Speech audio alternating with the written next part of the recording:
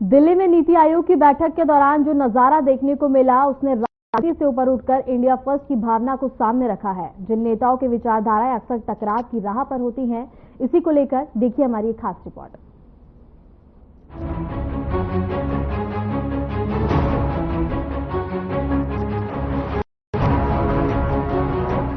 दिल्ली में नीति आयोग की बैठक के दौरान जो नजारा देखने को मिला है उसे राजनीतिक से ऊपर उठकर इंडिया फर्स्ट की भावना को सामने रखा है। जिन नेताओं की विचारधाराएं अक्सर टकराव की राह पर होती हैं, वह इस बार एक ही मंच पर देश को विकसित भारत बनाने के संकल्प के साथ नजर आए।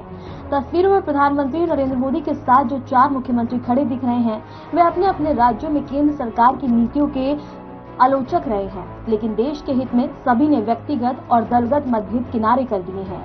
पीएम मोदी ने सभी सरकार की और सबको एक बराबर वक्त दिया। तमिलनाडु के मुख्यमंत्री एम.के. सटलीन, जो अक्सर बीजेपी और केंद्र सरकार की नीतियों पर तीखी टिप्पणी करते हैं, केंद्र की हिंदी नीति से लेकर शिक्षा और भाषा विवाद तक सटलीन अपने प्रखर विरोध के लिए जाने जाते हैं। लेकिन इस मुलाकात मुस्कुराते हुए प्रधानमंत्री से बातचीत करते हुए नजर आए।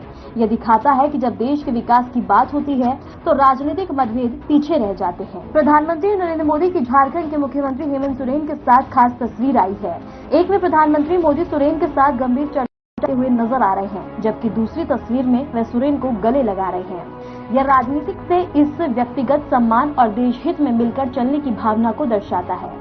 हेमंत सोरेन अक्सर केंद्र की आलोचना करते हैं, लेकिन इस मंच पर वे भी अन्य मुख्यमंत्रियों की तरह एक भारत के संकल्प में सहभागी दिखे और यही भारतीय लोकतंत्र की खूबसूरती है। तेलंगाना के मुख्यमंत्री रेवंत रेड्डी प्रधानमंत्री मोदी से हाथ मिलाते हुए दिखाई दे रहे हैं। कांग्रेस नेता होने के नाते केंद्र के साथ उनकी अक्सर खींचतान रही है।